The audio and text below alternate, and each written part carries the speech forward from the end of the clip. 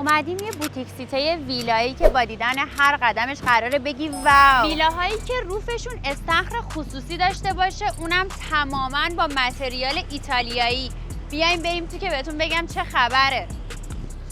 خب توی منطقه زکریاکوی هستیم، توی بوتیک سیته‌ای که فقط از 14 تا ویلای 5 خوابه و 6 خوابه تشکیل شده. همونطوری که میبینید شما توی قسمت روفتون استخرهای خصوصی دارین. اگه استخر خصوصی نخواین ایتس اوکی، میتونید تبدیلش کنید به روف گاردن. از لحاظ امکانات رفاهی شما اینجا یک لایف استایل با کیفیتی رو تجربه میکنید، اینطوری که زمین تنیس، زمین بسکتبال، والیبال، علاوه بر استخر خصوصیتون داخل روف یه استخر المپیک که توی زمستونا سرپوشیده میشه، سونا، جکوزی، کافه و سایر امکانات رفاهی. فکر کن تو دل جنگلای زکریاکوی هستی و فقط 5 دقیقه هم تا ساحل فاصله داری. یاد جنوب فرانسه افتادم. از لحاظ دسترسی هم فقط 15 دقیقه تا فرودگاه استانبول، تا مرکز شهرم تا کافیتو بخوری تموم میشه راه. تا تحویل پروژه فقط 3 ماه مونده. این از اون فرصتاییه که اگه از دست بره دیگه بر نمیگرده. اگه همچین سبک زندگی رو میخوای همین الان وقتشه.